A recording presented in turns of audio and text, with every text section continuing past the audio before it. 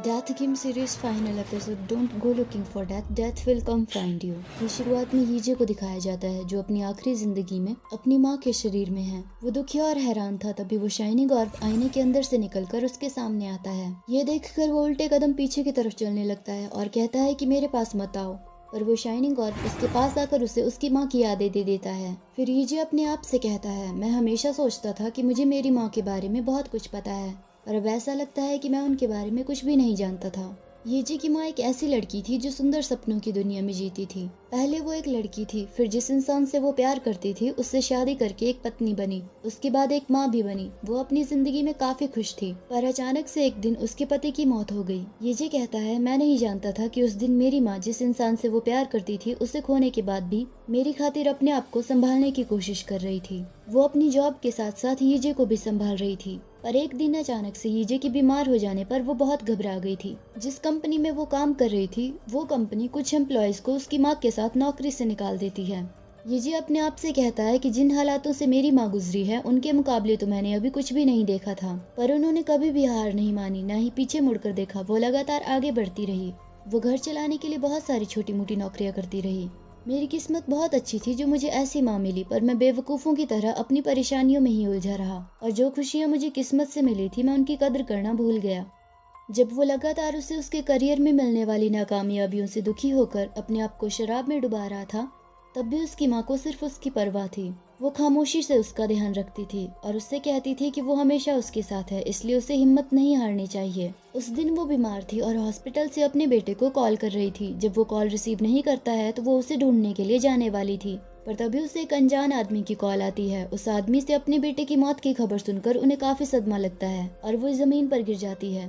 पर फिर वो अपने आप को संभालकर उस लाश की पहचान करने के लिए जाती है। पर वहाँ अपने जवान बेटे की लाश देखकर उसे जगाने की कोशिश करती है और अपने साथ घर चलने के लिए कहती है। येजे कहता है, मौत छुआछूत की तरह होती है। मेरे उस दुनिया को छोड़ देने पर भी मेरी मौत उसी दुनिया में उन लोगों के साथ रह गई जो मुझसे प्यार करते थे। येजे की माँ और उसकी गर्लफ्रेंड जीसू उसकी मौत से बहुत टूट चुके थे। पुलिस ऑफिसर उसकी माँ से पूछता है कि उसके बेटे ने सुसाइड क्यों किया, तो वो उसे बताती है कि उसने अपने बेटे की जान ली है। उसकी बात सुनकर पुलिस ऑफिसर हैरान हो जाता है। फिर वो कहती है कि अगर उसकी जगह कोई और समझदार औरत उसके बेटे की माँ होती तो शायद उसके बेटे ने ये फैसला नहीं लिया होता। येजे की माँ के साथ काम करने वाली एक औरत के पोते का जन्म हुआ था, जिसकी वजह से वो बहुत खुश थी और सभी लोगों का मुंह मीठा कर रही थी। येजे की माँ उसे उसके पोते के लिए नए कपड़े खरीदने के लिए कुछ पैसे देती है और वहाँ से बाहर आ जाती है। पर वो औरत उसके साथ काम करने वाली बाकी औरतों से कहती है कि वो उस बदकिस्मत औरत से पैसे नहीं लेना चाहती थी। फिर एक और औरत उससे कहती है कि इन पैसों से अपने पोते के लिए कपड़े मत खरीदना, नहीं तो पता नहीं उसे क्या हो जाए। मैं भी उसे अपनी बेटी की शादी में नहीं बुलाऊंगी, इसलिए तुम भी उसे इस बारे में कुछ मत बताना। येजे की माँ सफाई करते हुए उनकी सारी बातें सुन रही थी। तभी वो एक प्लेट को देखती है जिसमें लिखा हुआ था कि एक बच्चे की किस्मत को संवारना हमेशा उसकी माँ का काम होता है। ये पढ़कर वो बहुत रोती है। वो अपने बेटे की मौत का दोषी अपने आप को ही मानती है। ये सब पता चलते ही येजे, जो कि अपनी माँ के शरीर में था, वो भी बहुत रोता है। तभी उसे डेथ की बात याद आती है। जब डेथ ने उससे कहा था तो तुमने अपने आप को इसीलिए मार डाला क्योंकि तुम्हारी जिंदगी में अब कोई उम्मीद नहीं बची थी। उस वक्त येजे ने उसे जवाब दिया था कि उसने सिर्फ अपनी जान ली है और उसने किसी और को कोई चोट नहीं पहुंचाई है। उसकी बात सुनकर डेथ ने उसे फिर से ध्यान से सोचकर जवाब देने के लिए कहा था कि क्या सच में उसने किसी और को कोई चोट नहीं पहुंचाई है। येजे ने उससे कहा था कि वो उसी टेनरन के केस में मरी हुई लड़की के पिता के बारे में भूल गया था कि वो अपनी बेटी की मौत का बदला लेने के लिए उसे ढूंढते हुए उसके पीछे आ सकता है। तो डेथ ने उससे कहा था कि तुम दूसरों के दर्द को तो भूलोगे ही, तुम स्वार्थी जो हो, जो सिर्फ अपने बारे में सोचता है।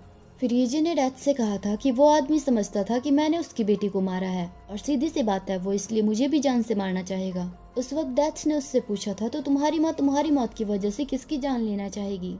ये याद आते ही येजे अपने आप से कहता है कि डेथ को हमेशा से पता था कि मैंने असलियत में कौन सा पाप किया था जिसके लिए मुझे 12 बार दर्दनाक मौत की सजा भुगतनी पड़ी। मुझे जलकर मरने से सबसे ज्यादा दर्द नहीं हुआ था और ना ही तब जब मेरे शरीर के अंगों को टुकड़ों में काटा गया। मुझे सबसे ज्यादा दर्द उस इंसान की मौत को देखकर हुआ था जिससे मैं बहुत प्यार करता था। वो दर्द नर्क में मिलने वाले दर्द से भी ज्यादा दर्दनाक था और वही दर्द मैंने मेरी माँ को दिया है जो अब वापस लौटकर मेरे पास आ गया है। येजे अपनी बाकी की जिंदगी अपनी माँ के शरीर में रहकर बिताने का फैसला लेता है। जब वो ट्रेन में ट्रैवल कर रहा था तो वो वहाँ पर बहुत सारे बूढ़े लोगों को देखता है जो अपने बच्चों की खातिर अपनी पूरी जी जान लगाकर अभी भी मेहनत कर रहे थे। ये अपने मन में सोचता है कि क्या वो उन लोगों के सामने कह सकता है कि उसने भी अपनी जिंदगी में पूरी जी जान लगाकर कोशिश की है। ये को सुसाइड करके अपनी जान लेने की वजह से अपने आप पर बहुत शर्म आती है। अपनी बूढ़ी माँ के शरीर में रहने के बाद ये को एहसास होता है कि वो कितना दर्द झेलकर भी इतने सारे काम कर रही थी। घुटनों के दर्द की दवाई ढूंढते वक्त ये को ड्रॉअर में सेविंग अकाउंट की एक पासबुक मिलती है। तब उसे पता चलता है कि उसकी माँ जब वो बहुत छोटा था तब से उसके लिए पैसे बचा कर रख रही थी ताकि वो बिना किसी चिंता से बड़ा हो सके और उन पैसों से वो अपना एक मकान खरीद सके। वो चाहती थी कि वो अपने बुढ़ापे में खुशी खुशी उस घर में अपने बेटे के साथ रहे। अपने बेटे की मौत के बाद भी वो हर रोज काम से आने के बाद कैलवरी में अपने बेटे से मिलने आती थी और उससे उसका हालचाल पूछकर उससे कहती थी कि वो तो अपने आप को उसकी माँ कहने का अधिकार भी खो चुकी है जब वो अपने प्यारे बेटे की जान ही नहीं बचा पाई। वो कैलवरी में रखी हुई अपने बेटे की तस्वीर से कहती है कि क्या तुम्हें याद है जब मैंने तुमसे कहा था कि अगले जन्म में भी तुम मेरे ही बेटे बनना। अब तुम उस बात को भूल जाना और अगले जन्म में अपने लिए ऐसे माँ बाप ढूंढना जो मुझसे बहुत ज्यादा अमीर हो और अच्छे हो ताकि तुम अपनी अगली जिंदगी खुशी खुशी बिता सको और मैं तुम्हें हमेशा दूर से देखती रहूंगी कि तुम एक अच्छी खुशहाल जिंदगी जी रहे हो कि नहीं। मैं तुम्हारे नजदीक नहीं आऊंगी और ना ही कभी तुमसे मिलूंगी। बस तुम अपनी अगली जिंदगी आखिर तक जीना। उनकी ये सारी यादें याद करके ये बहुत रोता है और अपने आप से कहता है कि वो अपनी माँ को बताना चाहता था कि वो अगले जन्म में भी उनका ही बेटा बनना चाहता है, पर अब उसके कोई भी शब्द और फीलिंग्स उसकी माँ तक नहीं पहुँच सकते हैं। ये माउंट ओबोंग पर जाता है। उसकी माँ अक्सर उसके डैड के साथ ओबोंग पर्वत पर जाया करती थी। ये ने भी उन्हें प्रॉमिस किया था कि जॉब लगने पर वो उन्हें अपनी पीठ पर बिठाकर उस पर्वत की चढ़ाई करेगा और उन्हें वहाँ पर लेकर जाएगा। उस पर्वत पर पहुँचने पर ये अपनी माँ से किया वो अपना वादा भूलने के लिए माफी मांगता है, पर घर वापस आते वक्त अंधेरा होने लगा था जिसकी वजह से रास्ते में उसका पैर फिसल जाता है, जिसकी वजह से उसकी माँ के शरीर में बहुत सारी चोटें लगती है और वो वहीं पर बेहोश हो जाती है। अगले दिन सुबह आंखें खोलने पर ये अपनी माँ के शरीर को अस्पताल में पाकर शुक्र मनाता है कि वो अभी भी जिंदा है। उस वक्त ये को वही डर और दर्द महसूस होता है जो उसकी माँ को हॉस्पिटल में उसकी लाश देखकर हुआ था। वो अपनी माँ से अपनी की हुई गलतियों के लिए माफी मांगता है। तब उसे अपनी मौत का सबसे ज्यादा पछतावा होता है। फिर वो अपनी माँ की आखिरी इच्छा पूरी करने के लिए 32 साल तक उन्हीं के शरीर में जीता है जो उसकी अपने शरीर में जी हुई जिंदगी से कहीं ज्यादा थे।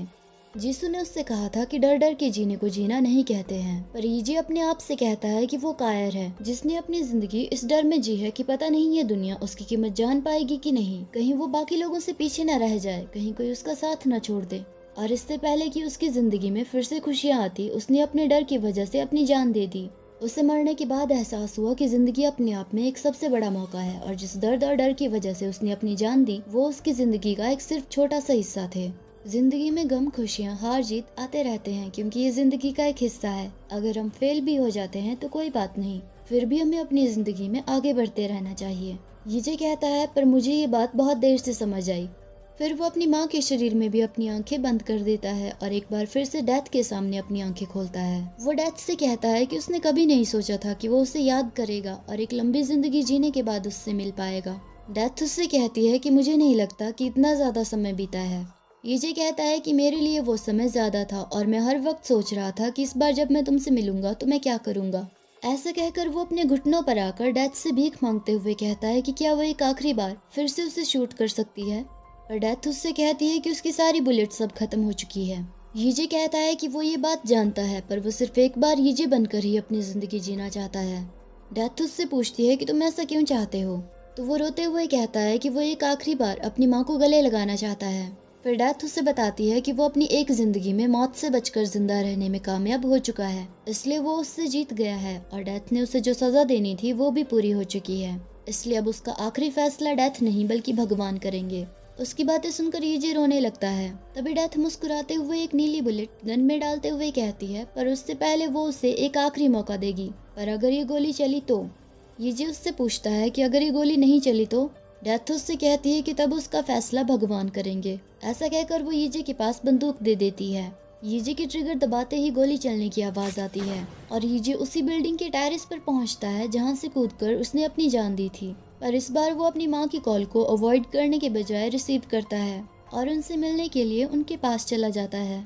जिंदगी अपने आप में ही एक सबसे बड़ा मौका है, इसलिए हमें इसे नहीं गंवाना चाहिए। इसी के साथ ये कहानी यहीं पर खत्म होती है। मुझे मोटिवेट करने के लिए वीडियो को लाइक और चैनल को सब्सक्राइब करना मत भूलना। मिलते हैं अगली वीडियो में।